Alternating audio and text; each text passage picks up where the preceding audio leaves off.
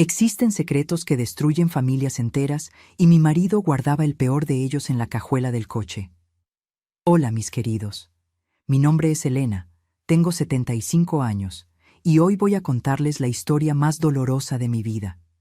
Una historia que me partió a la mitad, que me hizo cuestionar todo lo que creía sobre el amor, sobre la familia, sobre la confianza.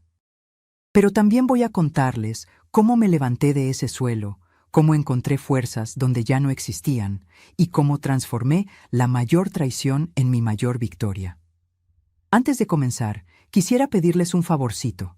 Si les está gustando el video, dejen un like aquí abajo. Eso ayuda mucho para que más personas puedan escuchar historias como la mía. Suscríbanse al canal también, porque estoy segura de que se van a identificar con muchas cosas que tengo para compartir. Y cuéntenme en los comentarios desde dónde me están viendo. Quiero saber si hay gente de todo México y Latinoamérica escuchándome. Pueden comentar, ¿eh? Leo todos. Ahora vamos allá. Esta historia comienza en 1967. Yo tenía 26 años en esa época. Era una mujer joven, llena de sueños, de esperanzas. Me había casado a los 18 con Roberto, un hombre que conocí en una fiesta de la parroquia. Él tenía 22 años, era guapo, tenía ese aire de hombre trabajador, serio, de palabra. Mi papá aprobó el matrimonio de inmediato. En aquella época, saben cómo era. Nos casábamos temprano, formábamos familia y era eso para el resto de la vida, para bien o para mal. Roberto trabajaba como representante comercial de una fábrica de telas. Viajaba mucho, pasaba semanas fuera de casa, visitando tiendas en el interior del país, haciendo negocios. Era un trabajo que pagaba bien, gracias a Dios. Podíamos vivir con dignidad. Nunca faltó nada en casa. Yo era ama de casa, cuidaba de nuestros 3 hijos, Juan, que en esa época tenía 7 años, María Eduarda con 5 y Pedrito, el más chico, con apenas 3 añitos. Nuestra vida era sencilla, pero era buena, o al menos eso pensaba yo. Vivíamos en una casa de 2 recámaras en un barrio obrero aquí en la ciudad. No era nada lujoso, pero era nuestro rinconcito, ¿saben? Yo cuidaba de todo con mucho cariño. Me levantaba a las 5 de la mañana para hacer el café, preparar el lonche de Roberto cuando estaba en casa, arreglar a los niños para la escuela, lavaba la ropa a mano. En el lavadero del patio, planchaba esas camisas de Roberto hasta que quedaran perfectas, porque él era muy exigente con su apariencia. Decía que un vendedor necesitaba estar siempre bien presentado. Yo nunca me quejé del trabajo, nunca. Era mi papel, era lo que toda mujer hacía en esa época. Y lo hacía con amor, porque amaba a mi marido, amaba a mis hijos, amaba a nuestra familia. Yo creía que estábamos construyendo una vida juntos, que todo ese esfuerzo, toda esa dedicación valía la pena. Roberto viajaba mucho, como dije, a veces se quedaba 10, 15 días fuera. Volvía cansado, medio distante, pero yo entendía. Imaginaba que debía ser difícil estar tanto tiempo en la carretera, durmiendo en pensiones baratas, comiendo en restaurantes sencillos, lejos de casa, lejos de la familia. Yo siempre lo recibía con comida caliente, con la casa arreglada, con cariño. Intentaba hacer que se sintiera bien, que esos días en casa fueran especiales antes de que partiera nuevamente. Pero con el tiempo, empecé a notar algunas cosas extrañas, cambios pequeños, sutiles, que al principio incluso traté de ignorar. ¿Saben cuando sienten que algo no está bien, pero no pueden poner el dedo exactamente dónde? Era así, una sensación fea en el pecho, una inquietud que no me dejaba en paz. Roberto estaba cada vez más distante. Cuando llegaba de los viajes, casi no hablaba conmigo. Se quedaba callado, encerrado en su propio mundo. Antes me contaba sobre las ciudades que visitaba, sobre los clientes graciosos, sobre las dificultades del trabajo. Platicábamos en la mesa de la cena mientras los niños jugaban, pero eso fue terminando. Él llegaba, cenaba en silencio y se iba a dormir. Cuando yo intentaba platicar, respondía con monosílabos, con impaciencia. Y había otra cosa. Los viajes se estaban haciendo cada vez más largos. Antes se quedaba una semana fuera, máximo 10 días. Pero empezó a quedarse 15, 20 días. Una vez se quedó casi un mes. Yo le preguntaba si todo estaba bien en el trabajo, si había algún problema, si lo necesitaban tanto así. Él decía que era temporada de ventas, que había muchos pedidos, que necesitaba cubrir más ciudades. Yo le creía. ¿Por qué no le creería? Era mi marido, el padre de mis hijos. Pero mi corazón no se tranquilizaba. Había algo mal. Lo sentía en las entrañas. Empecé a notar otras cosas también. Cuando Roberto llegaba, siempre dejaba las maletas en la cajuela del coche. Siempre. Estacionaba frente a casa, entraba, me saludaba rápidamente y solo después de bañarse, de cenar, de estar un rato en casa, iba a buscar las maletas. Me parecía extraño, pero no comentaba. Pensaba que tal vez estaba con flojera o que las maletas eran demasiado pesadas. Un día le ofrecí traer sus maletas mientras él se bañaba. Su reacción fue desproporcionada. Se puso nervioso, casi agresivo. Dijo que no necesitaba, que él mismo las traería después, que yo no debería tocar sus cosas. Me quedé choqueada. Nunca había visto a Roberto reaccionar así. Le pedí disculpas, dije que solo quería ayudar y me fui a la cocina con el corazón apretado. Empecé a prestar más atención y me di cuenta de que era siempre así. Guardaba esas maletas en la cajuela como si fueran un tesoro, como si hubiera algo ahí que nadie podía ver. Llegaba de viaje, entraba a casa, y las maletas se quedaban ahí encerradas en el coche. Solo iba a buscarlas cuando tenía la certeza de que yo estaba ocupada, que estaba en la cocina o cuidando a los niños o en el lavadero lavando ropa. Empecé a ponerme paranoica. Pensaba en mil cosas. ¿Será que traía mucho dinero y tenía miedo de asaltos? ¿Será que tenía documentos importantes? ¿Será que había otra cosa? No quería pensar en aquello, pero el pensamiento venía, invadía mi cabeza, me quitaba el sueño. Había una cosa más que me molestaba profundamente: el olor. Cuando Roberto volvía de los viajes, tenía un olor diferente. No era solo sudor, no era solo cansancio, era perfume, perfume de mujer. Yo conocía bien ese olor porque era diferente de mi perfume, diferente de cualquier cosa que yo usara. Era algo más dulce, más empalagoso. Al principio pensaba que sería de alguna clienta, de algún abrazo de saludo en alguna tienda, pero el olor era demasiado fuerte. Estaba en su ropa, en su cabello. Yo nunca tuve el valor de preguntarle directamente. Tenía miedo de la respuesta. Tenía miedo de que mi sospecha fuera verdad. Porque si lo era, ¿qué haría yo? ¿A dónde iría con 3 hijos pequeños? ¿Cómo sobreviviría? En aquella época, una mujer separada era un escándalo. Era motivo de vergüenza, de chisme, de juicio. Yo no tenía profesión, nunca había trabajado fuera de casa. No tenía experiencia en nada, además de cuidar la casa y a los niños. ¿Qué sabía hacer? Cocinar, limpiar, lavar, planchar. Cosas que toda ama de casa hacía, pero que nadie pagaba por ellas. Entonces tragaba el miedo, tragaba la sospecha y fingía que todo estaba bien. Pero Dios, cuando quiere revelar la verdad, encuentra una manera. Y en mi caso, usó a la persona más improbable, María. María era una señora de unos 50 años que trabajaba como trabajadora doméstica en las casas del barrio.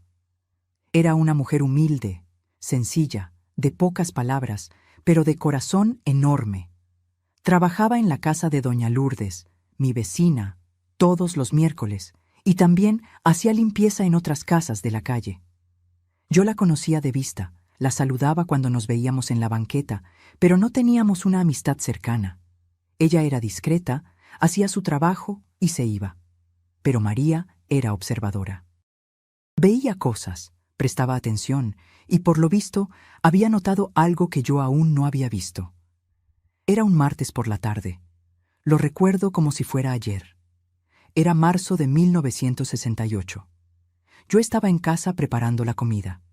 Roberto había vuelto de viaje el día anterior y ya había salido de nuevo por la mañana, esta vez para hacer algunas visitas aquí en la ciudad. Los niños estaban en la escuela y yo estaba sola haciendo de comer, pensando en la vida. Escuché que tocaron la puerta.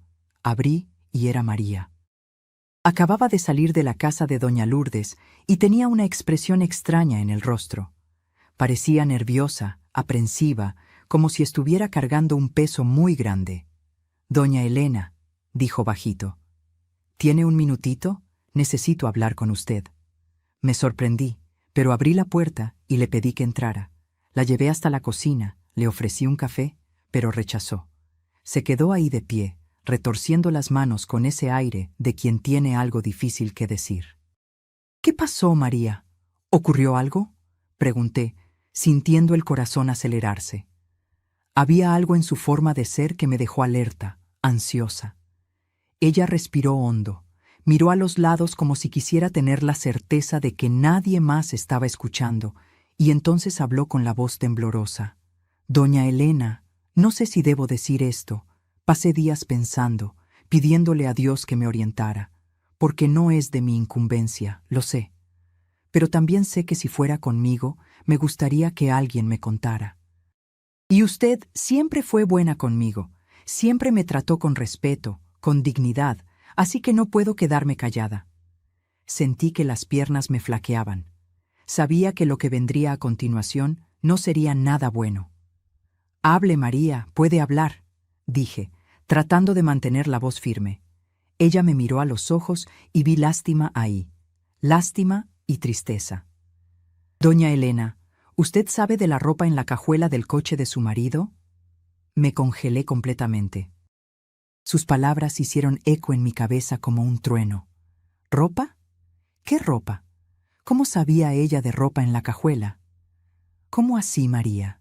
¿Qué ropa?», logré preguntar con la voz saliendo débil, casi un susurro. «Ropa de mujer, doña Elena, y cosas de niño también. Vi el otro día cuando su marido estaba sacando unas cajas del coche. Abrió la cajuela y yo estaba pasando por la banqueta. Vi un montón de ropa femenina ahí dentro, vestidos, faldas, blusas, y había un osito de peluche también, de esos de niño pequeño. Cerró rápido cuando me vio, pero yo vi todo. El mundo giró a mi alrededor. Sentí que me iba a desmayar. Ropa de mujer, osito de niño, en el coche de mi marido. ¿Qué significaba aquello? ¿Qué? No quería creer lo que estaba escuchando. María continuó con los ojos aguados. Pensé que podía ser algún encargo, algo del trabajo de él, pero luego vi de nuevo la semana pasada. Llegó de viaje, estacionó frente a la casa y antes de entrar abrió la cajuela para agarrar algo. Yo estaba en la casa de doña Lourdes en la ventana y vi. Había ropa ahí de nuevo, mucha ropa y una bolsa también, una bolsa de mujer de piel roja. «Doña Elena, perdone que diga esto, pero aquello no es normal. Un hombre casado no anda con ropa de mujer y cosas de niño en la cajuela del coche sin tener una razón muy equivocada». No podía hablar, no podía respirar bien. Mi cabeza estaba explotando con 1000 pensamientos al mismo tiempo. Otra mujer. Tenía otra mujer. Y un niño. Tenía otro hijo. No, no podía ser. Tenía que haber otra explicación. Tenía que haberla. «Usted necesita ver con sus propios ojos, doña Elena», dijo María, colocando la mano en mi hombro. «Sé que es doloroso. Sé que usted no quiere creer, pero usted merece saber la verdad. Usted es una mujer buena, trabajadora, dedicada. No merece ser engañada así». Empecé a llorar. Ahí enfrente de esa mujer que apenas conocía, me desplomé. Lloré de miedo, de rabia, de dolor. María me abrazó, me dejó llorar en su hombro y se quedó ahí conmigo hasta que me calmé un poco. «¿Qué hago, María? ¿Qué hago?», pregunté entre sollozos. «Usted va a ir a ese coche y va a ver qué hay ahí dentro». «Usted necesita la verdad, doña Elena, y la necesita ahora». Ella tenía razón. Sabía que tenía razón, pero tenía tanto miedo de lo que iba a encontrar, tanto miedo de que mi vida, todo mi mundo, se derrumbara de una vez. Pero también sabía que no podía vivir más en esa incertidumbre, en esa agonía. Necesitaba saber, necesitaba la verdad, costara lo que costara. Después de que María se fue, me quedé ahí parada en medio de la cocina. sin saber qué hacer.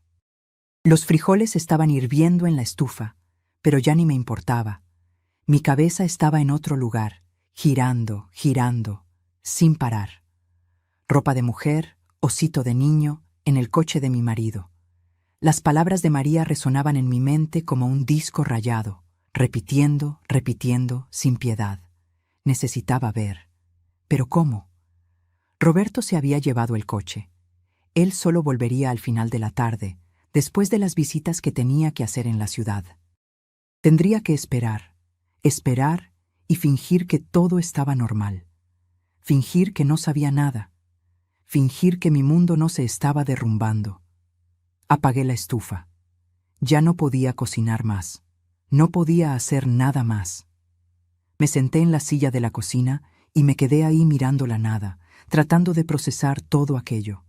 Mi mente volaba a lugares que no quería ir. Imaginaba a Roberto con otra mujer. Lo imaginaba abrazando a otra persona, besando otra boca, diciendo palabras de amor para alguien que no era yo.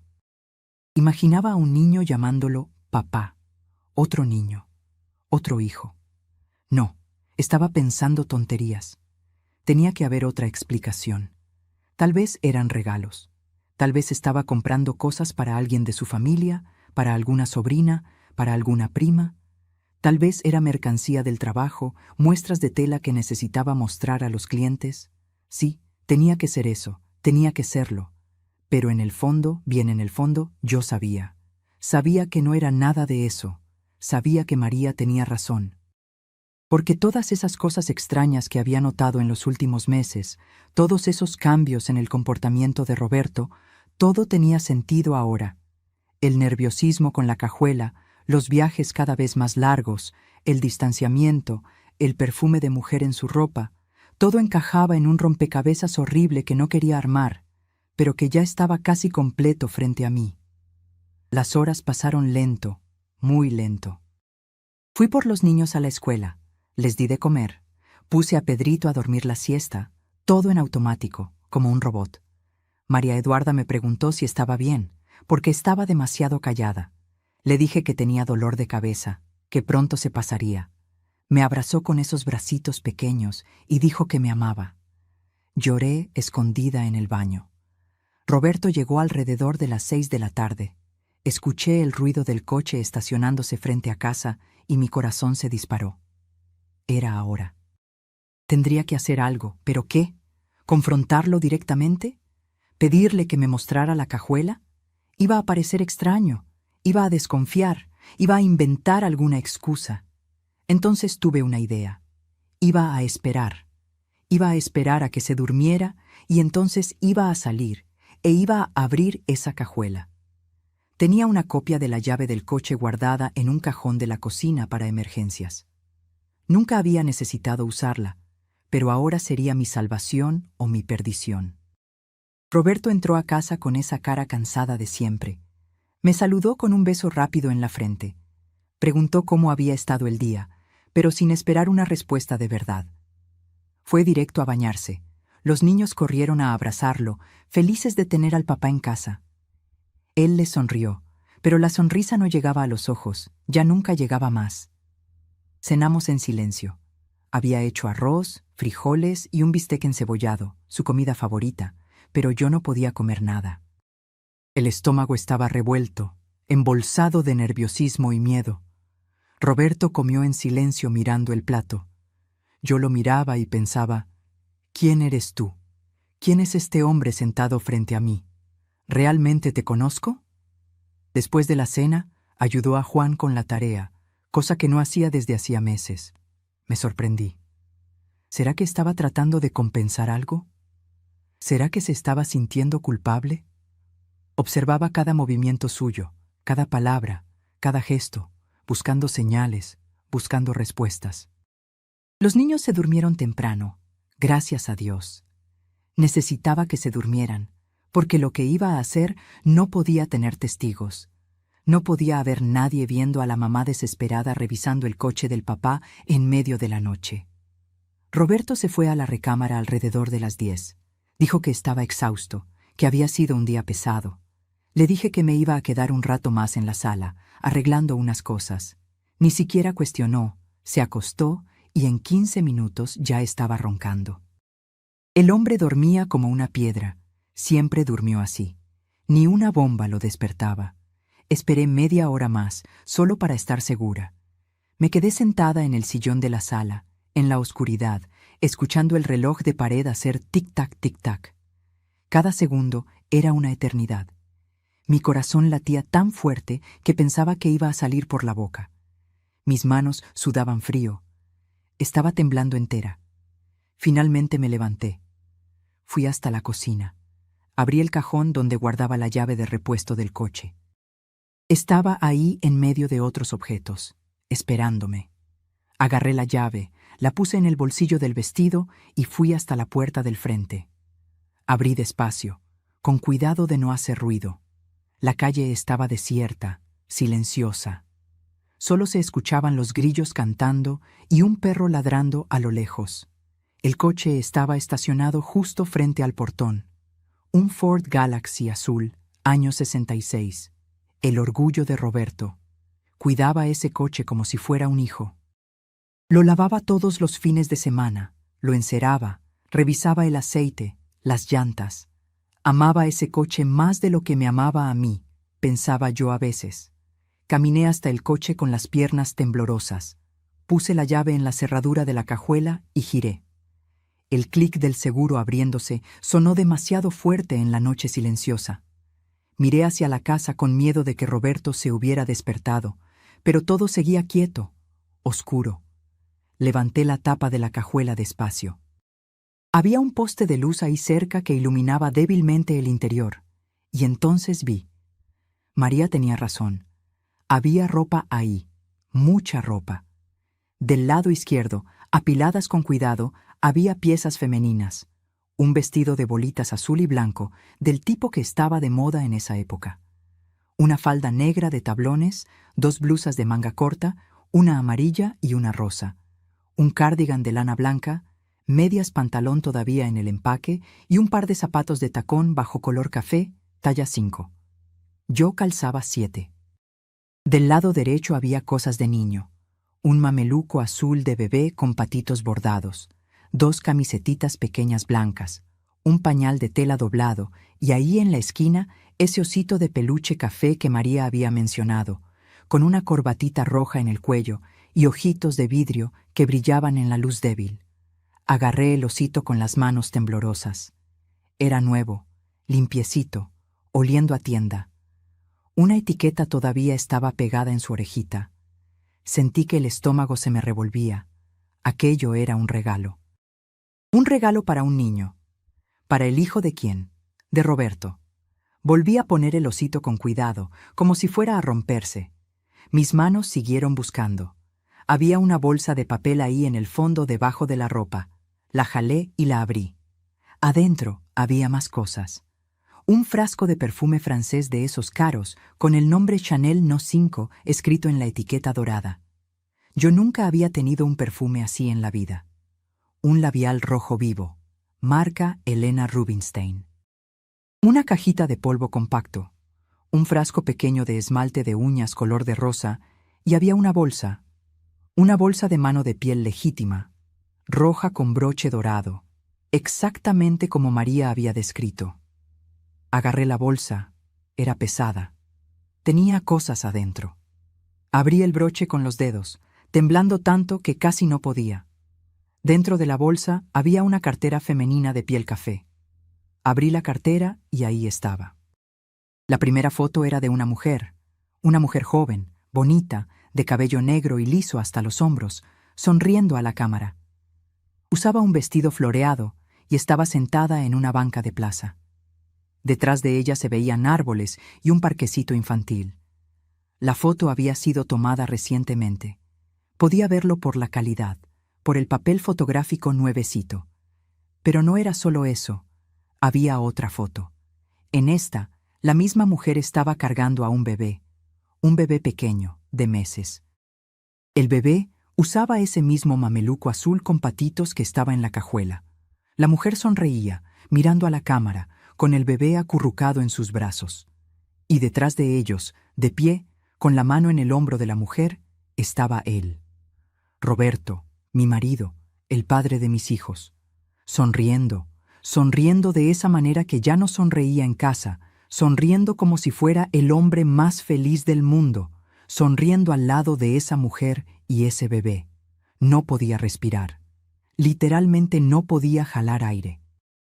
Mi pecho estaba apretado, trabado, como si alguien estuviera sentado encima de él. Lágrimas comenzaron a caer de mis ojos sin que me diera cuenta. Caían calientes, mojando mi rostro, goteando en la foto que sostenía con las manos temblando. Volteé la foto. En el reverso estaba escrito a mano con letra cuidadosa y femenina: Nuestra familia, diciembre de 1967. Diciembre de 1967. 3 meses atrás, 3 meses. Mi cabeza no procesaba, no podía ser real, no podía ser verdad, pero estaba ahí en mi mano, la prueba incontestable. Esa mujer, ese bebé, Roberto, una familia. Seguí revisando la cartera con desesperación ahora, necesitando ver todo, necesitando saber todo. Había dinero ahí, varios billetes de pesos, había unos recibos de supermercado y había documentos. Agarré los documentos. Mi visión estaba borrosa de lágrimas, pero me forcé a leer. Era un recibo de luz a nombre de Roberto Silva Santos. La dirección era Calle de las Acacias, número 142, Colonia Esperanza, Tlalnepantla, Estado de México. Tlalnepantla, la ciudad vecina, a 40 kilómetros de aquí. Vivía en Tlalnepantla.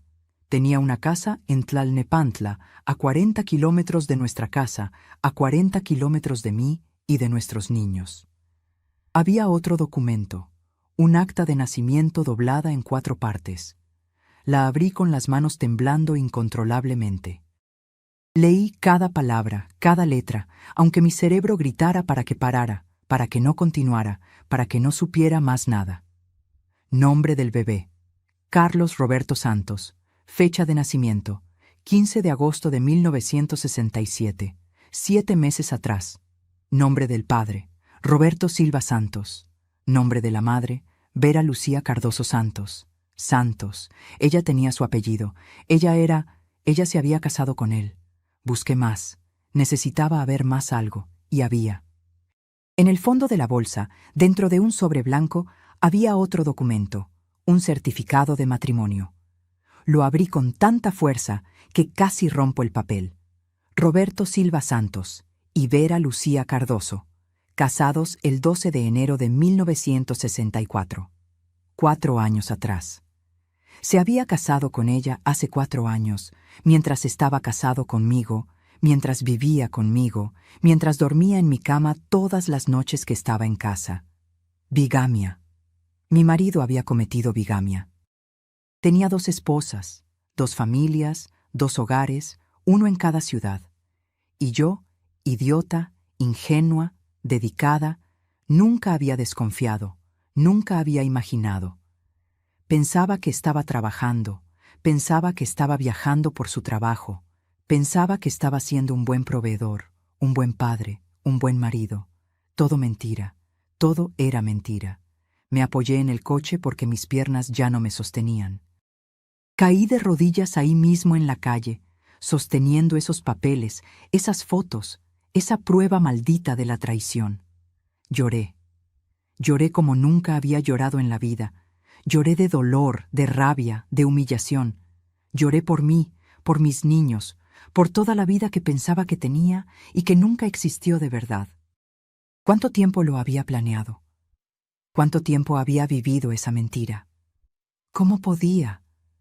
¿Cómo me miraba a los ojos, besaba mi rostro, dormía a mi lado, sabiendo lo que estaba haciendo? ¿Cómo tenía el valor?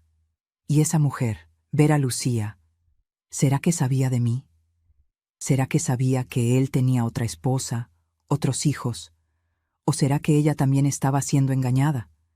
¿Será que Roberto le había dicho que era viudo, o soltero, o quién sabe qué? Y ese bebé, Carlos Roberto, medio hermano de mis hijos, un niño. inocente que ni sabía de la existencia de ellos, que ni sabía del desastre que su papá había hecho. No sé cuánto tiempo me quedé ahí arrodillada en la calle, sosteniendo esos documentos. Pudieron ser 5 minutos o 1 hora. Había perdido la noción del tiempo, del espacio, de todo. Solo existía ese dolor, ese vacío enorme en el pecho, ese sentimiento de haber sido destruida por dentro. Finalmente logré levantarme. Guardé todo de vuelta en la bolsa. Cerré la cajuela, la aseguré. Volví adentro de casa como una sonámbula.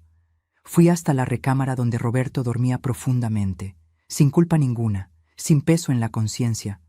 Lo miré ahí, acostado boca arriba, roncando, tranquilo, en paz.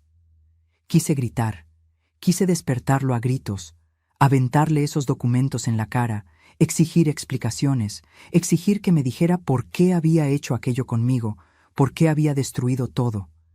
Pero no hice nada de eso, porque en ese momento no tenía fuerzas, estaba vacía, hueca, rota.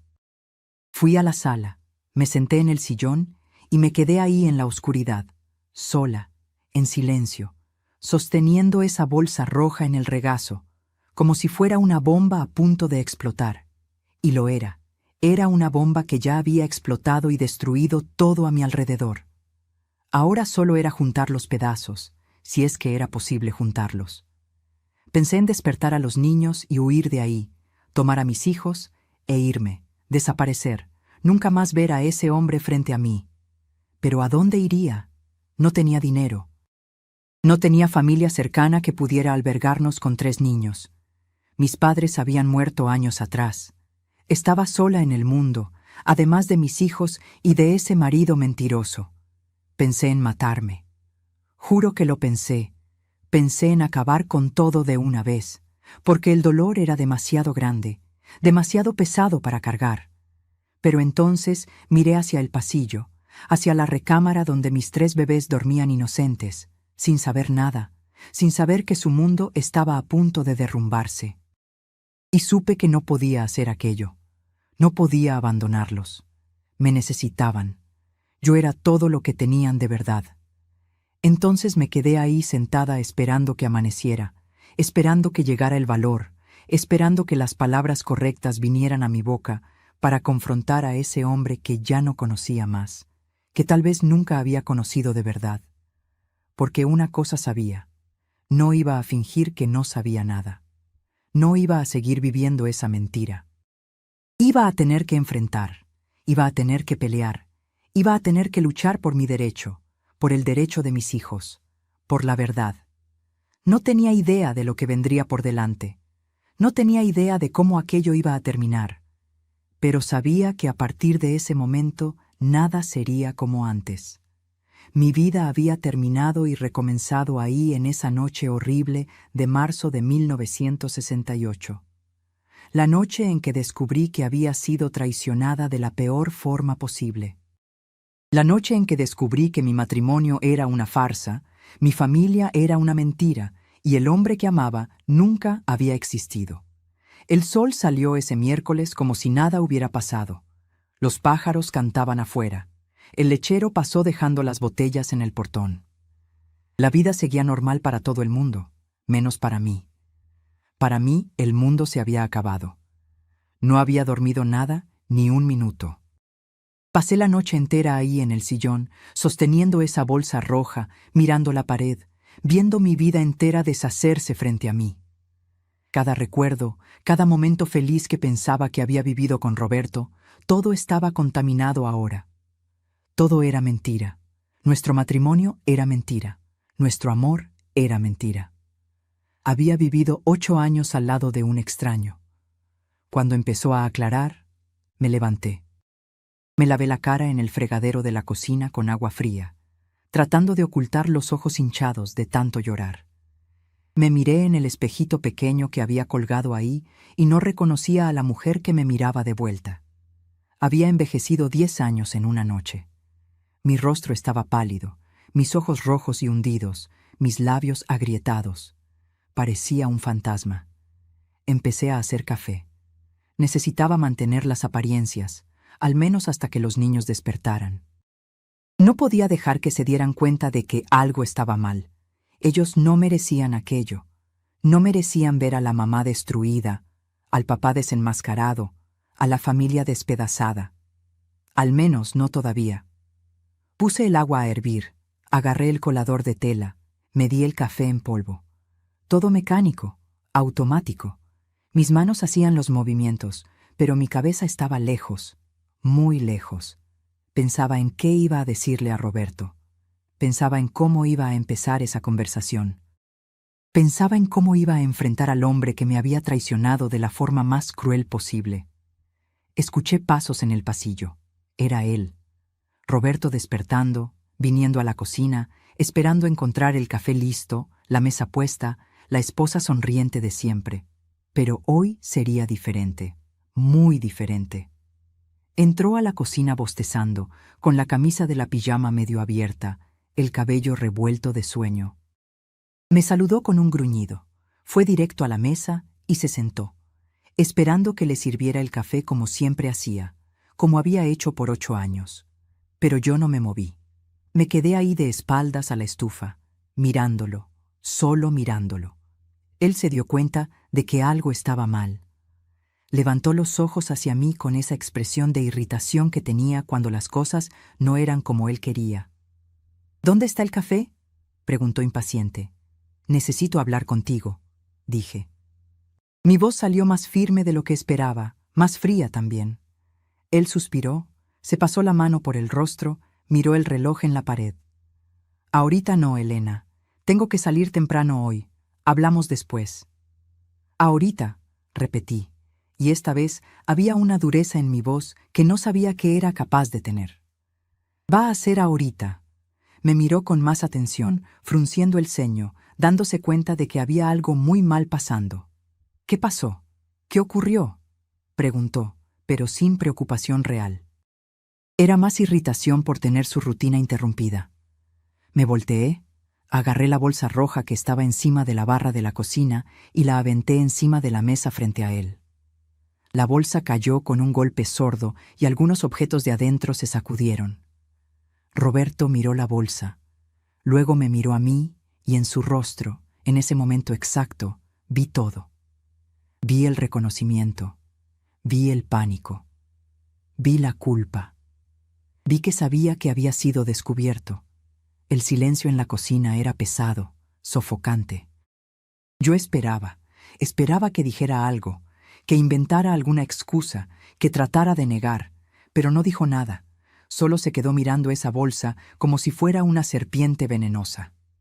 Ábrela, dije con la voz temblorosa. Ábrela ahora y explícame qué es esto. Él no se movió. Siguió sentado, paralizado, con las manos cerradas en puños encima de la mesa. No necesito abrirla, dijo bajito. Ya viste todo, ¿no? Aquello fue como un golpe en el estómago. La confesión. Había confesado sin siquiera intentar negar, sin siquiera intentar inventar una historia, porque sabía que ya no servía de nada. ¿Quién es ella?, pregunté, y mi voz salió como un susurro ronco. ¿Quién es Vera Lucía? Roberto cerró los ojos, respiró hondo. Cuando volvió a abrir los ojos, tenía una expresión que nunca había visto en él. Era resignación y algo más, algo que parecía casi alivio. Es mi mujer, dijo, así de simple, directo, sin rodeos. Yo soy tu mujer, dije, sintiendo las lágrimas volver. Yo soy tu esposa, la madre de tus hijos. Tú también, dijo, y la manera fría como dijo aquello me hizo sentir náuseas. Vera también es mi mujer. Yo tengo a las dos. Necesité apoyarme en el fregadero porque pensé que me iba a caer. Aunque ya lo sabía, aunque había visto los documentos, escuchar aquello de su boca era diferente. Era peor, era demasiado real. ¿Hace cuánto?, logré preguntar.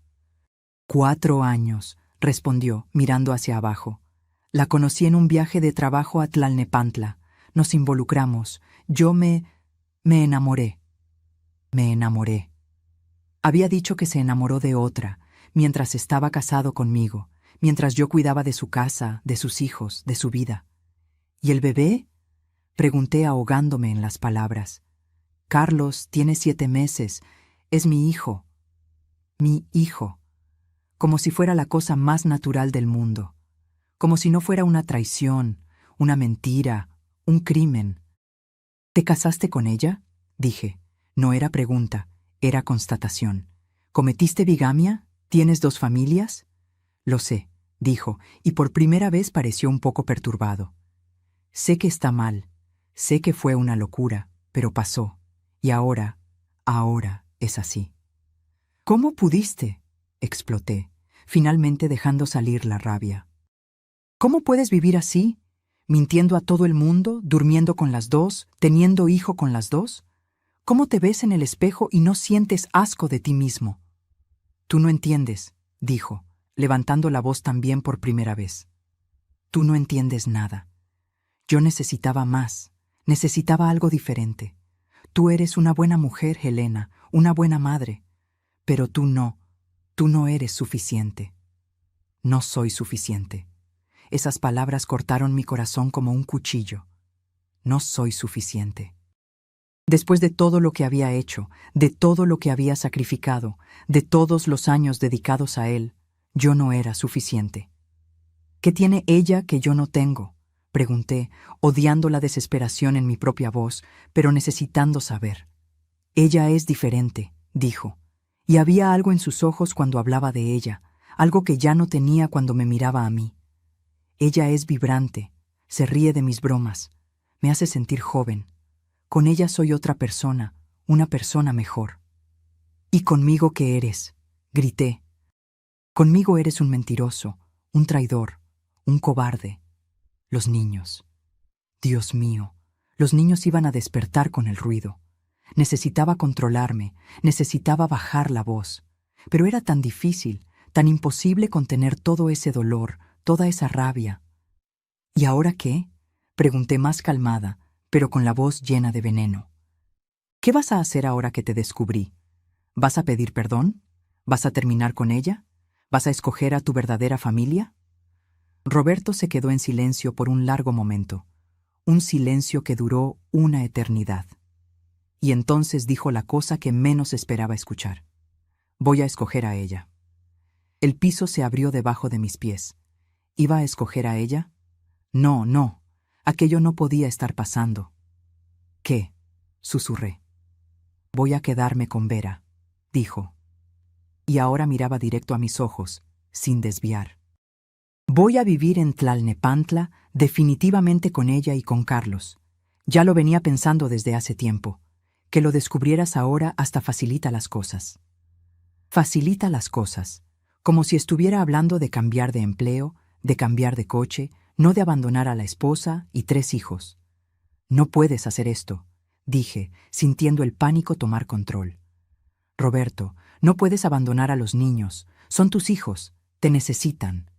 Voy a mandar dinero, dijo, como si eso lo resolviera todo. No los voy a dejar en la miseria, pero ya no puedo vivir así, dividido entre 2 lugares, 2 casas, 2 vidas. Necesito escoger y escojo a ella. ¿Ella sabe de mí? Pregunté de repente, necesitando saber. ¿Sabe que estás casado, que tienes 3 hijos? Roberto desvió la mirada. Y tuve mi respuesta. No sabe, dije, casi riéndome de desesperación. Le mentiste a ella también. Le dijiste que eras soltero o viudo o alguna mentira de esas. Ella también está siendo engañada. Le voy a contar, dijo, pero sin convicción ninguna. Voy a explicarle todo. Ella va a entender. Ella no va a entender nada, grité de nuevo perdiendo el control. Nadie va a entender. Eres un criminal, Roberto. La bigamia es un delito. Puedes ir a la cárcel. Se levantó de la silla de repente, con violencia, haciendo que la silla raspara el piso con un ruido horrible. No vas a hacer nada, dijo, y ahora había amenaza en su voz.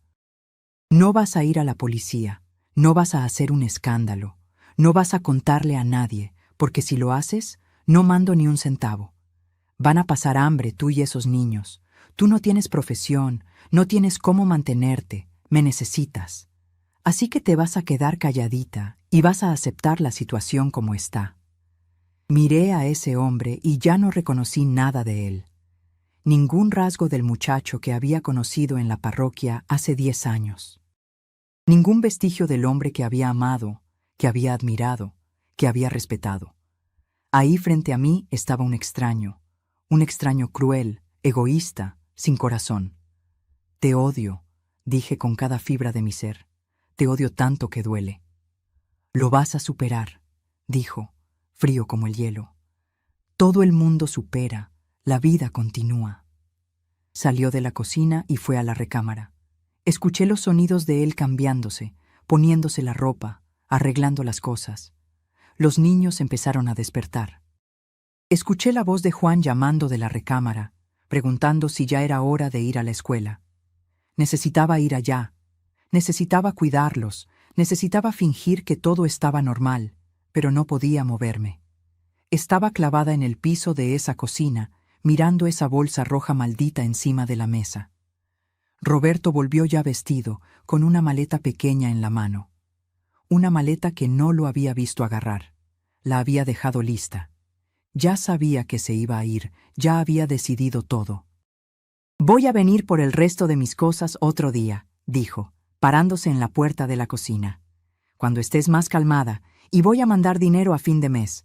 No mucho, porque ahora tengo 2 familias que mantener, pero lo suficiente para que no pasen necesidad». «Sal de aquí», dije con la voz baja, pero firme. «Sal de mi casa, sal de mi vista, no quiero volver a ver tu cara». Él asintió como si hubiera estado esperando exactamente esa reacción. Dio media vuelta y fue hacia la puerta del frente. Lo seguí. Necesitaba tener la certeza de que se iba de verdad, que aquello no era una pesadilla. Abrió la puerta, agarró otra maleta que estaba escondida ahí cerca y salió. Ni volteó hacia atrás, ni se despidió de los niños. Simplemente se subió al coche y se fue. Vi el Ford Galaxy azul desaparecer en la esquina, llevándose con él toda mi vida, toda mi seguridad, todo mi futuro. Los niños vinieron corriendo a la sala, ya vestidos con la ropa de la escuela, buscando el desayuno. Juan preguntó dónde estaba el papá. Le dije que había salido temprano a trabajar. Mentí. Mentí como él me había mentido todos esos años. Pero yo mentí para proteger a mis hijos. Él mintió para protegerse a sí mismo. Les di el desayuno en automático, pan con mantequilla, leche con chocolate. Ellos comían hablando, contando sobre los sueños que tuvieron, sobre los juegos de la escuela, inocentes, completamente inocentes de todo lo que estaba pasando, de todo lo que acababa de derrumbarse. Los llevé a la escuela, volví a casa y ahí, sola, finalmente, me desplomé. Caí en el piso de la sala y lloré. Lloré hasta que no tuve más lágrimas. Lloré hasta que me dolió la garganta. Lloré hasta que ya no podía respirar bien. Lloré por la mujer que era y que había dejado de existir. Lloré por la familia que pensaba que tenía y que nunca fue real. Lloré por el futuro que había imaginado y que me había sido arrancado. Los días siguientes fueron los peores de mi vida. Roberto no volvió, no llamó, no mandó noticias. Era como si se hubiera evaporado, como si nunca hubiera existido. Tuve que explicarles a los niños que el papá se había ido a un viaje muy largo, que iba a tardar en volver. Preguntaban todos los días cuándo iba a aparecer. Yo no sabía qué responder. El dinero que tenía en casa se acabó en una semana. Roberto no mandó nada a fin de mes, como había prometido. Nada, ni un peso. Las cuentas empezaron a llegar. Luz, agua, la renta de la casa. No tenía cómo pagar, no tenía de dónde sacar. Traté de hablar con la familia de él, los hermanos, los tíos, pero nadie sabía dónde estaba. O sabían y no me querían decir. Empezaron a mirarme con lástima, con curiosidad mórbida. Los chismes empezaron. Doña Lourdes, mi vecina, esparció por toda la calle que Roberto me había abandonado. No sabía los detalles de la segunda familia, pero sabía que se había ido, y eso ya era suficiente para convertirme en el tema del barrio. Las otras mujeres empezaron a evitarme como si fuera contagiosa, como si el abandono fuera una enfermedad que podían agarrar si se acercaban demasiado.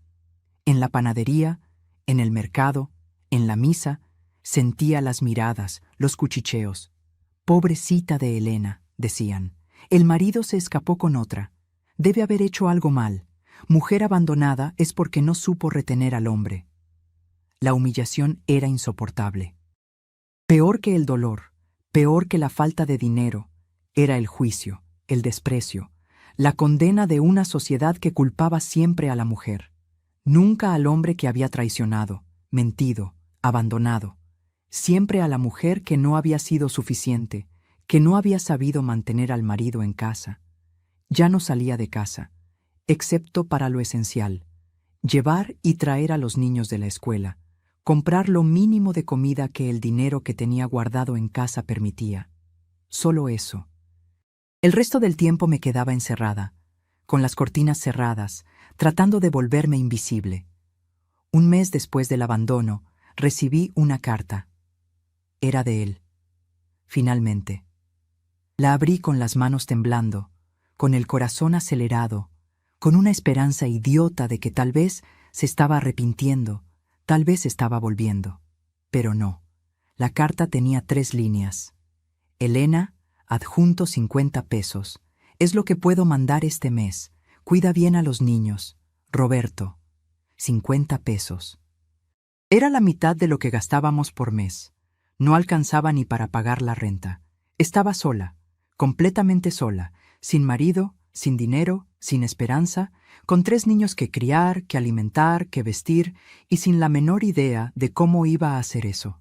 Me senté en la cama esa noche, mirando a mis hijos, durmiendo inocentes en los colchones de su recámara, y pensé, se acabó. Mi vida se acabó. Con 27 años era una mujer acabada, destruida, sin futuro. Pero ahí, en ese momento de desesperación total, de oscuridad completa, algo pasó dentro de mí. Algo pequeño, casi imperceptible, una chispa, un destello de rabia, de indignación, de negativa a rendirme. Miré a esos 3 niños durmiendo, confiando en mí, dependiendo de mí, y pensé, no voy a rendirme. No voy a dejar que ese hombre nos destruya. No voy a dejar que esta situación me rompa de una vez. Voy a luchar, voy a sobrevivir y voy a demostrarle a él, a todo el mundo, que soy más fuerte de lo que piensan.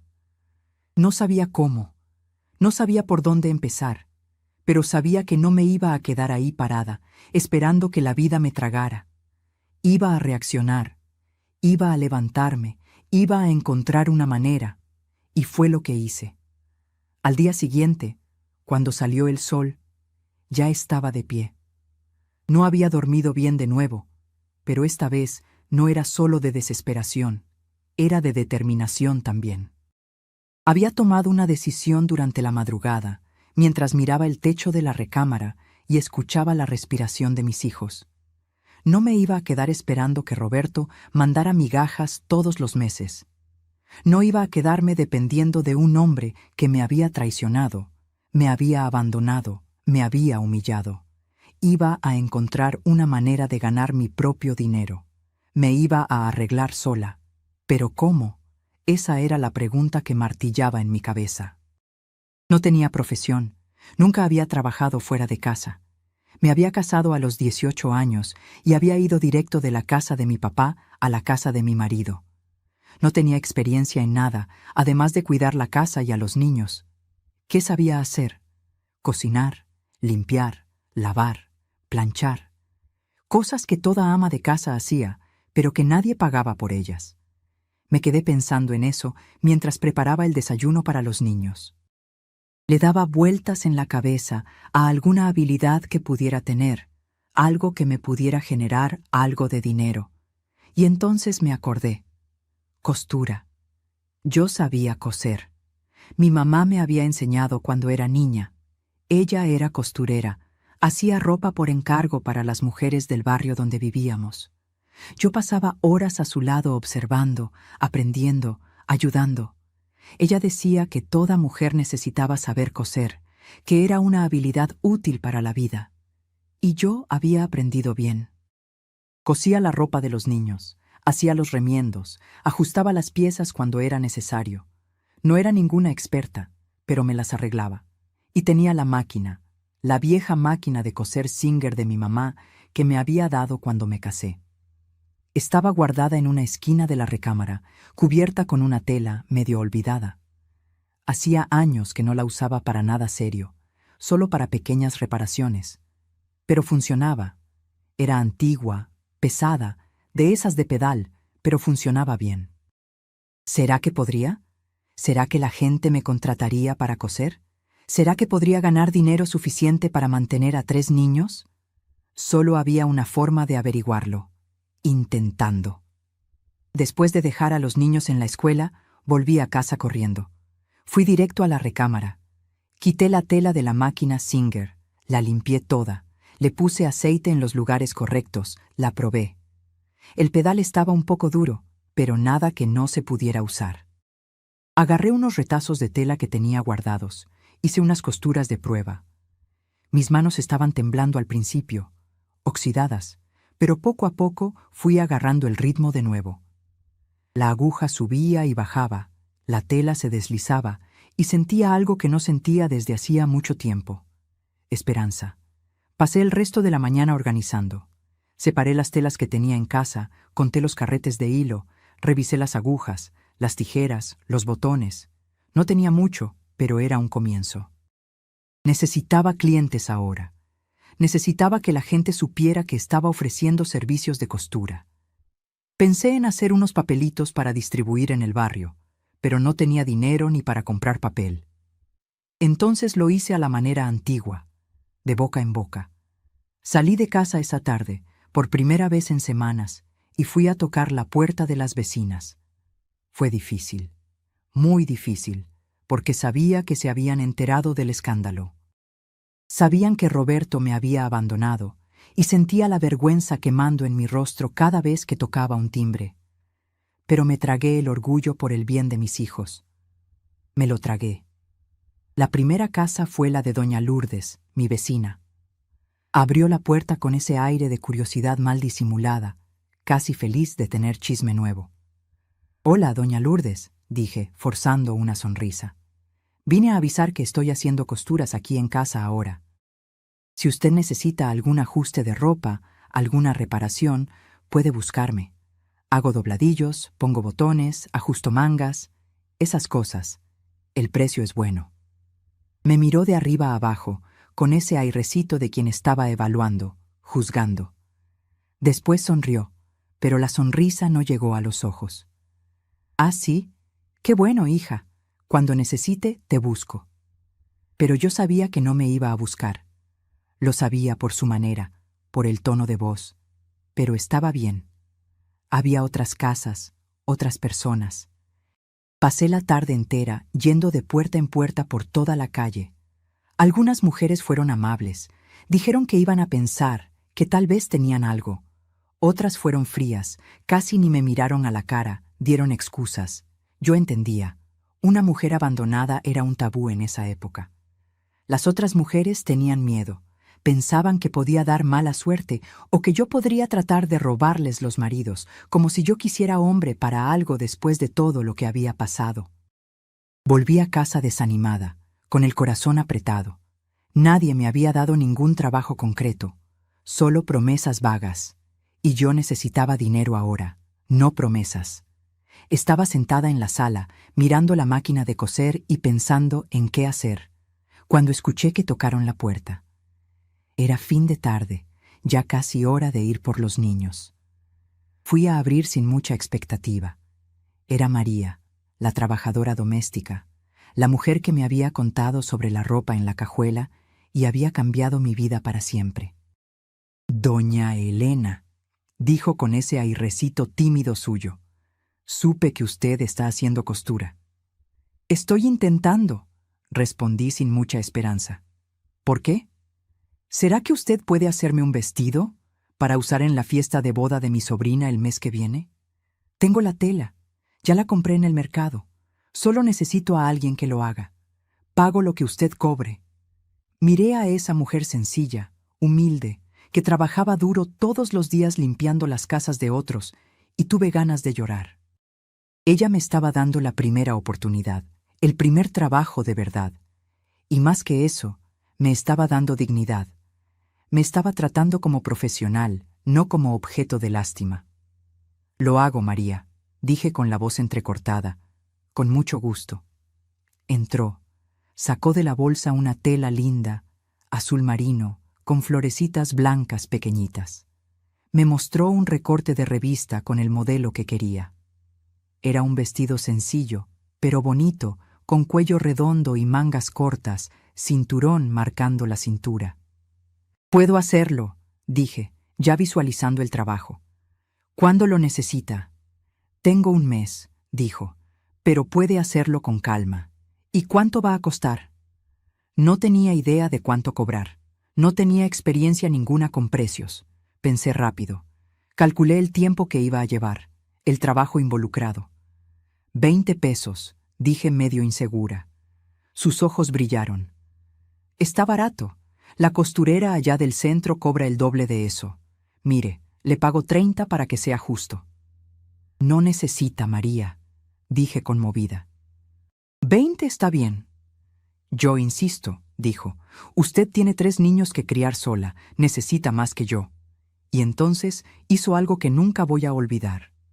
Abrió su bolsa vieja y sacó 15 pesos, la mitad del pago, por adelantado.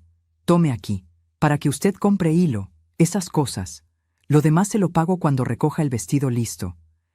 Agarré ese dinero con las manos temblando. 15 pesos. No era mucho, pero en ese momento era todo. Era comida en la mesa, era esperanza, era el comienzo. «Gracias, María», dije y las lágrimas empezaron a caer sin que pudiera contenerlas. «Muchísimas gracias. Usted no sabe cuánto significa esto para mí». Me abrazó de verdad, con fuerza, con cariño, como hacía tiempo nadie me abrazaba. «Nos ayudamos, doña Elena. Así funcionan las cosas. Cuando una mujer cae, las otras necesitan extender la mano, porque la vida ya es demasiado dura». Esa noche, después de acostar a los niños, me quedé hasta tarde trabajando en ese vestido. Tomé las medidas de María de memoria, dibujé el molde en papel periódico, corté la tela con todo el cuidado del mundo. Cada corte tenía que ser perfecto. Cada costura tenía que ser impecable. Ese no era solo un vestido, era mi reputación, era mi futuro, era la prueba de que podía. Me llevó una semana terminarlo. Trabajaba de madrugada, después de que todos dormían y en las horas que los niños estaban en la escuela. Mis dedos quedaron adoloridos de tanto empujar la tela en la máquina. Mi espalda dolía de estar encorvada sobre el trabajo, pero no paraba. Hice cada detalle con esmero. El cuello perfecto, las mangas simétricas, el dobladillo recto, el cierre bien puesto. Cuando terminé, miré ese vestido colgado en el gancho y sentí orgullo. Orgullo de verdad. Estaba hermoso. Llamé a María para que se lo probara. Vino un sábado por la mañana, tímida, casi sin creer que estuviera listo. Se puso el vestido y cuando se miró en el espejo pequeño de mi recámara, su rostro se iluminó. «Ay, doña Elena, quedó hermosísimo. Parece ropa de tienda». «¿Le quedó bien?», pregunté ansiosa. «¿No le aprieta en ningún lado?».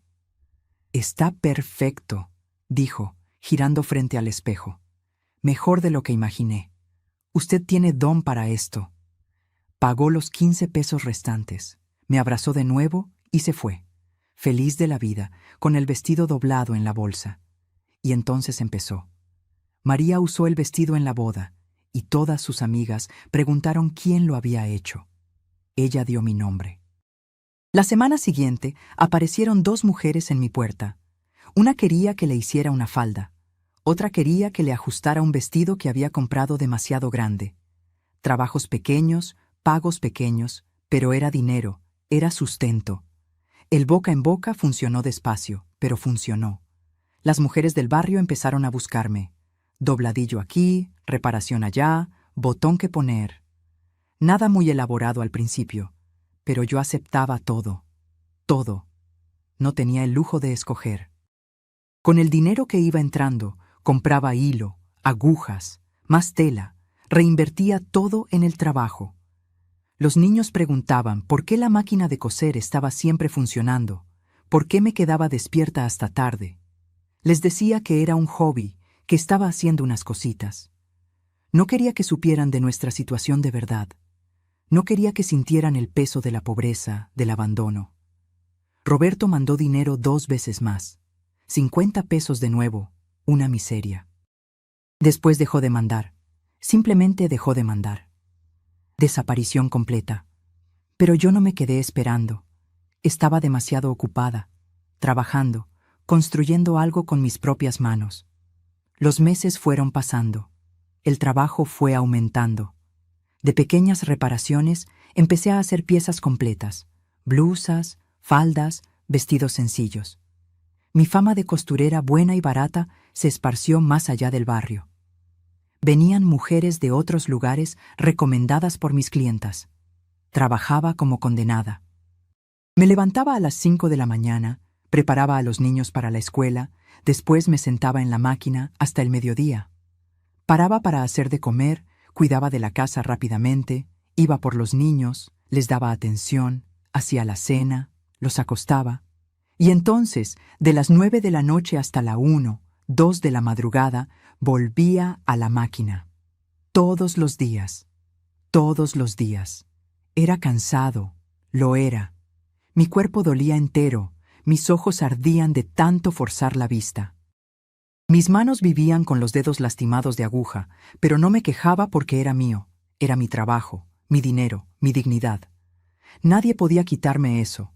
Con el tiempo, logré comprar una máquina overlock usada de una costurera que se estaba jubilando. Ahora podía hacer acabados mejores, más profesionales. Los trabajos mejoraron aún más de calidad, y con mejor calidad vinieron más clientas y pagos mayores. Al final del primer año, estaba logrando pagar todas las cuentas de la casa con el dinero de la costura. Todas. Renta, luz, agua, comida, material escolar de los niños, todo de mi trabajo, sin depender de un centavo de Roberto. Aquello me llenó de un orgullo que no sabía que era capaz de sentir. Lo estaba logrando. Sola, abandonada, sin ayuda de nadie además de mí misma, estaba logrando mantener a mi familia. María siguió siendo mi amiga fiel. Aparecía todas las semanas, aunque no tuviera trabajo que hacer. Traía un pastel, unas verduras del mercado, se quedaba platicando conmigo mientras yo cosía. Me contaba de las casas donde trabajaba, de las familias, de los chismes, me hacía reír, me hacía olvidar por algunos momentos del dolor que todavía cargaba dentro. Fue ella quien me contó cuando descubrió algo sobre Roberto. Era 1970 ya, casi 2 años después de que se hubiera ido. Doña Elena, dijo una tarde con ese aire de quien tiene novedad importante. Descubrí algo sobre su exmarido. Mi corazón se disparó. Había tratado de no pensar en él, de no preguntar, de no saber, pero claro que tenía curiosidad. Claro que me preguntaba cómo estaba, qué estaba haciendo, si era feliz con la otra familia. ¿Qué? Pregunté fingiendo desinterés, pero muriéndome de curiosidad por dentro. Volvió a la ciudad, dijo. Está viviendo con su mujer, la tal Vera Lucía, y con el hijo, pero supe que la cosa no está fácil, no. La mujer descubrió que él tenía otra familia, usted y los niños. Se puso furiosa, casi se separa de él, pero él le rogó. Dijo que había sido un error, que solo la amaba a ella, esas pláticas. Ella se quedó, pero dicen que vive vigilándolo como halcón. No sabía si reír o llorar. Parte de mí sintió una satisfacción amarga. Estaba pagando de alguna forma. Estaba teniendo que lidiar con la desconfianza, con el peso de la traición que había cometido. Pero otra parte de mí solo sentía tristeza. Tristeza por todo aquello, por todas las vidas destruidas por las elecciones egoístas de un hombre. Y hay más. María continuó. Lo despidieron del trabajo. Parece que el patrón descubrió de la bigamia y no quiso saber más de él. Ahora está haciendo trabajitos, trabajo temporal, esas cosas. Está duro para él también. No dije nada. Solo seguí cosiendo, empujando la tela en la máquina, escuchando el ruido rítmico de la aguja. No sentía lástima por él, ni un poco. Había hecho sus elecciones, ahora tenía que vivir con las consecuencias. Los años fueron pasando. 1970, 71, 72. Los niños creciendo, yo trabajando sin parar, el negocio de la costura creciendo junto. Logré rentar una casa un poco más grande, con un cuartito extra que transformé en taller de costura. Compré otra máquina más. A veces contrataba una ayudante para los trabajos más grandes. Mis hijos crecieron viendo a la mamá luchar, viendo que era posible levantarse después de caer, que era posible sobrevivir, prosperar incluso, sin depender de ningún hombre. Juan se volvió un muchacho responsable. Ayudaba en casa, cuidaba de los hermanos menores. María Eduarda se interesó por la costura también. Se quedaba a mi lado observando, aprendiendo. Pedrito era el más sensible. Me abrazaba cuando notaba que estaba cansada. Decía que cuando creciera iba a trabajar y cuidar de mí. Preguntaban poco sobre el papá. Al principio preguntaban mucho, lloraban, extrañaban. Pero con el tiempo fueron aceptando que no iba a volver, que había hecho una elección. Yo nunca hablé mal de él con ellos, nunca los puse en contra del papá, por más que lo mereciera. Dejé que sacaran sus propias conclusiones conforme crecían y entendían las cosas. Y entonces, una tarde de 1973, 5 años después de que se hubiera ido, Roberto apareció en mi puerta. Estaba cosiendo un vestido de novia, mi trabajo más importante hasta entonces, cuando escuché que tocaron. Fui a abrir sin imaginar quién sería. Abrí la puerta y casi me caigo para atrás. Era él, más viejo, más flaco, con el rostro marcado, la apariencia cansada, pero era él. Roberto. Elena, dijo con la voz baja, necesito hablar contigo. Mi primer instinto fue cerrarle la puerta en la cara, pero algo me hizo parar. Curiosidad, tal vez, o ganas de escuchar qué tenía que decir después de 5 años de silencio. ¿Qué quieres?, pregunté fría. ¿Puedo entrar? No, habla ahí mismo. Miró a los lados avergonzado, pero empezó a hablar. Yo me equivoqué, Elena. Me equivoqué mucho. Lo hice todo mal, y ahora está todo mal. Vera me abandonó, se llevó al niño y se fue a la casa de su familia en Veracruz. Yo estoy sin trabajo fijo, sin lugar donde vivir bien.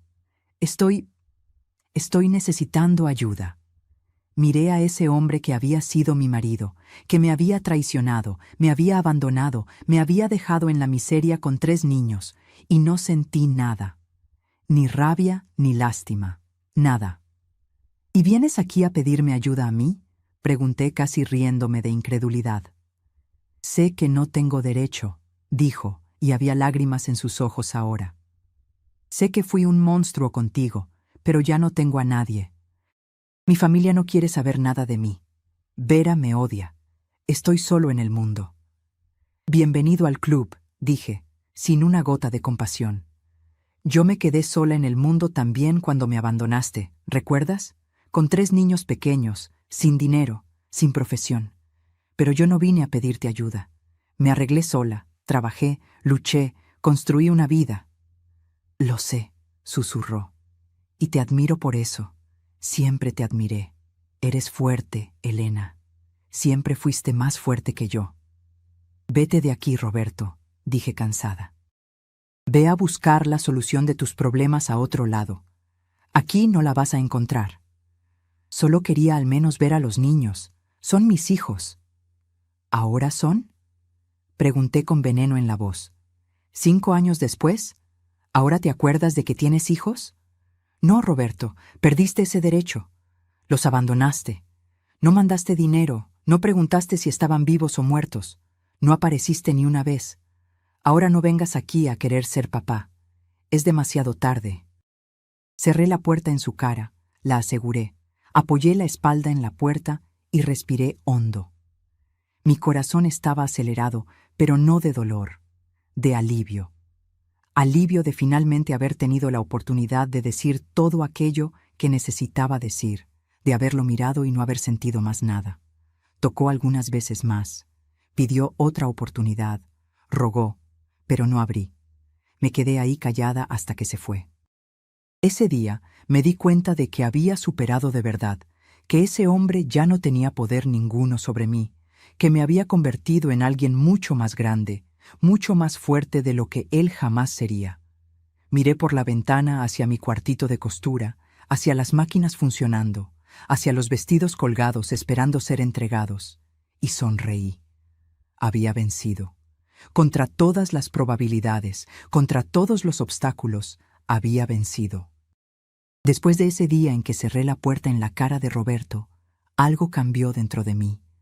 Fue como si un peso que ni sabía que todavía cargaba hubiera sido quitado de mi espalda. Había pasado 5 años reconstruyéndome, trabajando sin parar, criando a mis hijos sola, pero todavía había una parte de mí que guardaba ese dolor, ese resentimiento. Verlo ahí quebrado, pidiendo ayuda, y poder decir que no, aquello me liberó de una vez. En los días siguientes trabajé con una energía nueva. Era como si hubiera descubierto que era capaz de cosas que ni imaginaba. Si había logrado sobrevivir al abandono, a la humillación, a la pobreza y todavía construir un negocio de cero, ¿qué más no podría hacer? Fue en esa época, a mediados de 1973, que tomé una decisión audaz. Decidí expandir. Ya no quería ser solo la costurera del barrio que hacía ajustes y vestidos sencillos. Quería más, merecía más. Hablé con María sobre eso una tarde. Ella se había vuelto mi confidente, mi amiga verdadera, la única persona que había estado de mi lado desde el principio, desde ese día fatídico en que vino a contarme sobre la ropa en la cajuela. María, dije mientras cosía una falda, estoy pensando en hacer ropa para vender en tienda, no solo por encargo. Quiero hacer piezas listas, bonitas, y ponerlas en alguna tienda del centro para vender. Ella puso los ojos como platos. ¿Pero eso no es peligroso, doña Elena? ¿Y si no se venden? Va a perder dinero de la tela, del trabajo. Puede ser, admití, pero también puede salir bien. Y si sale, voy a poder ganar más, trabajar mejor, tener más seguridad. Ya no da para vivir solo de trabajitos, María. Necesito pensar en grande. Y fue lo que hice. Compré telas con el dinero que había juntado. Me quedé 2 semanas trabajando día y noche, creando una colección pequeña, 10 piezas, 5 faldas, 3 vestidos, 2 blusas. Todo bien hecho, bien acabado, con detalles bonitos. Puse mi etiqueta en cada pieza, una etiquetita de tela blanca donde yo misma bordé mi nombre. Elena Costura. Agarré esas 10 piezas, las puse en una maleta y fui tocando de tienda en tienda en el centro de la ciudad. La mayoría me rechazó sin ni siquiera ver bien. Decían que ya tenían proveedor, que no estaban interesados, que mis piezas eran demasiado sencillas. Recibí rechazo tras rechazo. Pero en la 7ª tienda, la dueña, una señora llamada Beatriz, miró mis piezas con atención. Agarró un vestido, examinó las costuras, el acabado, el corte, luego me miró. ¿Hiciste esto tú sola? Sí, señora. Está bien hecho, muy bien hecho. ¿Cuánto quieres por pieza? Dije el precio que había calculado. Un precio justo, ni muy alto, ni muy bajo. Ella pensó un poco, negoció, cerramos un valor intermedio. Y entonces dijo las palabras mágicas: me voy a quedar con todas. ¿Y si se venden bien? Te hago un pedido más grande el mes que viene. Casi me caigo para atrás ahí mismo. Compró todas las 10 piezas de una vez, pagó la mitad en ese momento, la otra mitad cuando fuera a buscar las piezas la semana siguiente. Salí de esa tienda flotando, con el dinero en la bolsa y el corazón latiendo fuerte. Lo había logrado. Había dado el primer paso. Las piezas se vendieron en menos de 2 semanas. Beatriz me llamó pidiendo 20 piezas más, después 30, después 50. Apenas podía dar abasto con la demanda, pero me las arreglaba. Contraté 2 ayudantes del barrio. mujeres que necesitaban trabajo, así como yo había necesitado. Transformé toda la sala de mi casa en taller. Máquinas funcionando todo el día, telas por todos lados, hilos, tijeras, moldes. El dinero empezó a entrar de verdad. No era una fortuna, pero era estable, era digno, era fruto de mi trabajo. Logré matricular a los niños en mejores escuelas. Logré comprar una casa pequeña, pero mía, sin necesidad de pagar renta más. Logré tener una vida de verdad. Los años 70 fueron años de crecimiento. Mi negocio se fue haciendo conocido. Otras tiendas empezaron a buscarme. Surtía a 5, después 10 tiendas diferentes. Necesité rentar un espacio comercial pequeño para hacer mi taller, porque la casa ya no daba abasto. Contraté más costureras. Me volví pequeña empresaria sin ni siquiera darme cuenta. Los niños crecieron viendo todo esto, viendo a la mamá luchar, vencer, construir. Juan terminó la prepa en 1977 y consiguió un buen empleo en una oficina. Hizo un curso de contabilidad de noche. Se volvió mi contador no oficial. Me ayudaba a organizar las finanzas del negocio. María Eduarda desarrolló talento para la costura, mejor incluso que el mío. Con 15 años ya diseñaba modelos lindos, tenía creatividad, tenía visión. Empecé a dejar que ella creara algunas piezas. Las clientas las amaban. Pedrito era más callado, más estudioso. Le gustaban los libros, la historia, pero ayudaba también a su manera, organizando el inventario, haciendo entregas. Nunca más vieron al papá. Roberto intentó aparecer algunas veces más a lo largo de los años, siempre en situaciones desesperadas, siempre necesitando algo, pero nunca cedí, nunca dejé que entrara a nuestra vida de nuevo. Los muchachos, cuando crecieron y entendieron todo lo que había pasado, me agradecieron por eso. Dijeron que había hecho lo correcto, que nos había protegido de él. María siguió siendo presencia constante en mi vida. Dejó de trabajar como trabajadora doméstica cuando se hizo más grande, pero venía a visitarme todas las semanas sin falta. Tomábamos café juntas, platicábamos sobre todo, nos reíamos mucho. Ella decía que yo era la hija que nunca tuvo. Yo decía que ella era la mamá que había perdido demasiado temprano. Los años 80 trajeron más prosperidad. Logré abrir mi propia tienda, pequeña pero mía. Taller Elena, le puse de nombre. Vendía ahí las piezas que producíamos en el taller. María Eduarda se había vuelto mi socia no oficial. Su creatividad, los modelos modernos que diseñaba, atraían clientas jóvenes. Hacíamos ropa para todas las edades, todos los estilos. Juan se casó en el 83, me dio 2 nietos lindos. María Eduarda se casó en el 87, me dio 3 más. Pedrito tardó más, solo se casó en los años 90, pero me dio los nietos más traviesos, más graciosos. Mi casa vivía llena de niños, de ruido, de vida. Todo lo que había soñado cuando era joven y pensaba que iba a tener una familia feliz, lo logré, solo que de una manera diferente, de una manera que yo misma construí. En los años 90, pasé el negocio a María Eduarda. Ella tenía mejor cabeza que yo para las cosas modernas, para el mercadeo, para expandir. Yo seguí trabajando, pero más despacio, más tranquila. Hacía piezas especiales, vestidos de novia, ropa de fiesta, el trabajo más delicado, más artístico. Recibí noticia de que Roberto había muerto en 1998. Infarto.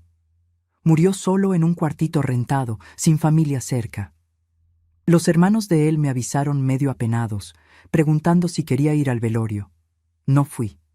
No por rabia, no por venganza, simplemente porque ese hombre ya no significaba nada para mí desde hacía mucho tiempo. Era un extraño que había pasado por mi vida y había salido de ella. Sus hijos conmigo tampoco fueron. Ellos tenían sus vidas, sus familias, sus trabajos. El papá había sido una ausencia, no una presencia. No tenía nada de qué despedirse. María se enfermó en 2005. Cáncer. Fue rápido, agresivo, cruel. Estuve a su lado en el hospital todos los días hasta el final. Sostuve su mano cuando partió. Lloré más por ella de lo que había llorado por cualquier otra cosa en la vida. Porque ella había sido mi salvadora, mi amiga verdadera, mi hermana de corazón. Sin ella no lo habría logrado. Fue ella quien me dio la primera oportunidad. Fue ella quien creyó en mí cuando nadie más creía. En su entierro, le prometí frente al ataúd que iba a vivir bien, que iba a ser feliz, que iba a honrar todo lo que había hecho por mí. Y fue lo que hice. Los años 2000 trajeron la edad, las canas, las arrugas, los dolores en el cuerpo, pero también trajeron la sabiduría, la paz, la certeza de que había hecho todo bien, que había sido una buena mamá, una buena abuela, una buena profesional, una buena persona. Hoy, en 2025, tengo 75 años. Mis 3 hijos están bien, cada uno con su vida establecida, sus familias felices. Tengo 8 nietos ya crecidos y 4 bisnietos pequeños que todavía me llaman abuelita y se suben a mi regazo pidiendo historias. El taller Elena todavía funciona, ahora comandado por María Eduarda y por una de mis nietas. Voy de vez en cuando, más para visitar que para trabajar, pero todavía coso a veces en casa por placer, porque coser se volvió parte de mí. Fue lo que me salvó, lo que me dio identidad, lo que me hizo renacer de las cenizas. A veces paro y pienso en todo lo que pasé. En esa noche horrible de marzo de 1968, cuando abrí la cajuela del coche y mi mundo se derrumbó. En esa mañana cuando confronté a Roberto y me dijo que yo no era suficiente, que iba a escoger a la otra. En la desesperación, en la humillación, en el dolor insoportable de haber sido traicionada, abandonada, dejada sola con 3 niños y sin un centavo. Si alguien me hubiera dicho en esa época que iba a sobrevivir, que iba a construir una vida buena, que iba a criar a mis hijos con dignidad, que iba a tener un negocio exitoso, que iba a ser feliz, no lo habría creído, porque en ese momento estaba rota, completamente rota.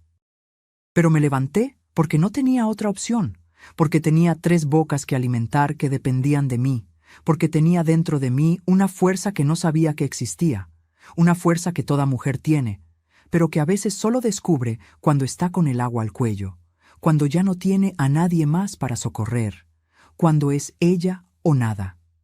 Aprendí muchas cosas en estos 57 años desde esa noche fatídica. Aprendí que el amor verdadero no es el que viene de afuera, del marido, de la pareja. Es el amor que tenemos por nosotras mismas, por la propia vida, por las propias capacidades. Aprendí que somos mucho más fuertes de lo que imaginamos, que logramos soportar dolores que parecían imposibles de soportar, que logramos levantarnos de caídas que parecían mortales. Aprendí que no necesitamos de un hombre para estar completas, para ser felices, para tener valor, que bastamos por nosotras mismas, que nuestro trabajo, nuestro esfuerzo, nuestra dedicación tiene un valor inmenso.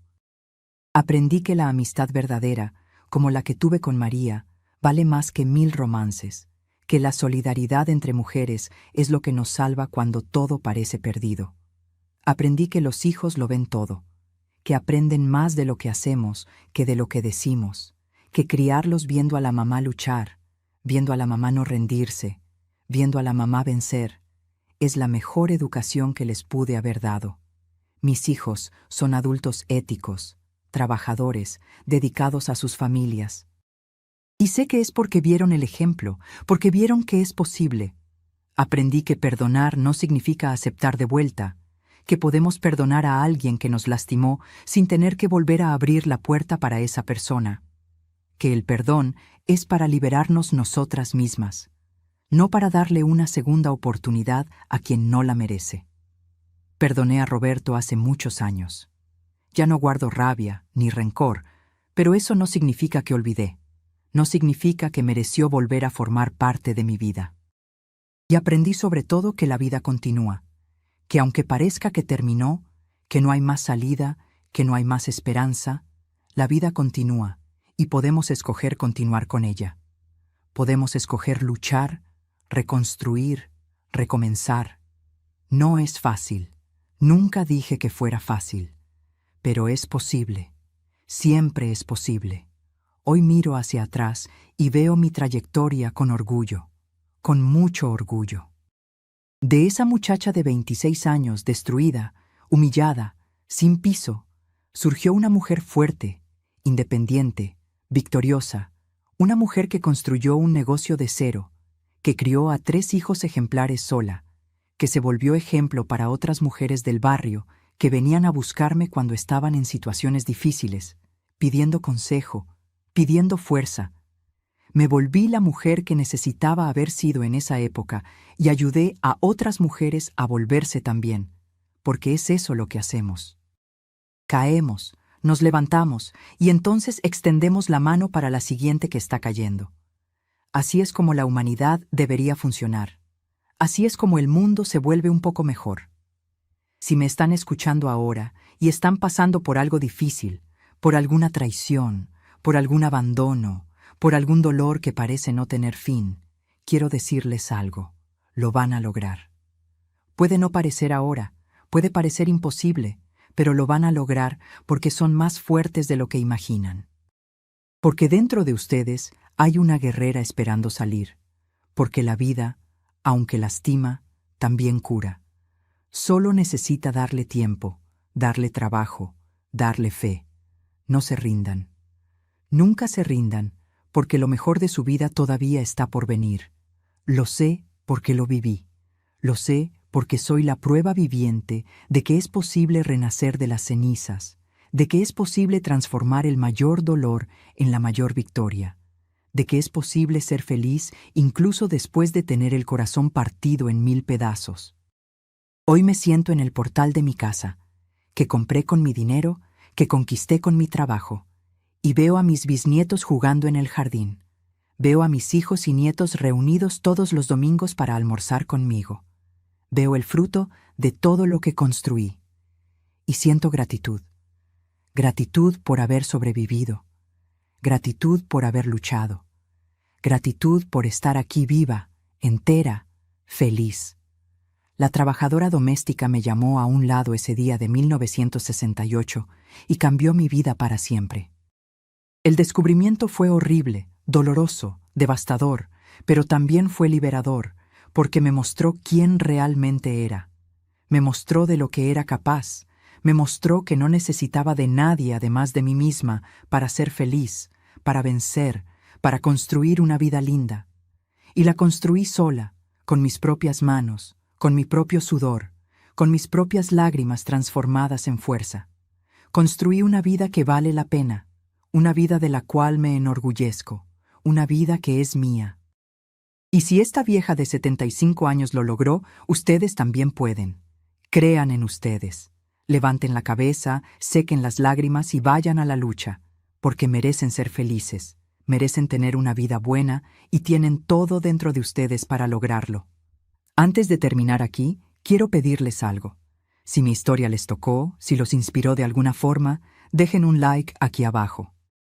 Eso ayuda mucho para que otras personas puedan ver, para que otras mujeres que están pasando por momentos difíciles puedan escuchar e inspirarse también.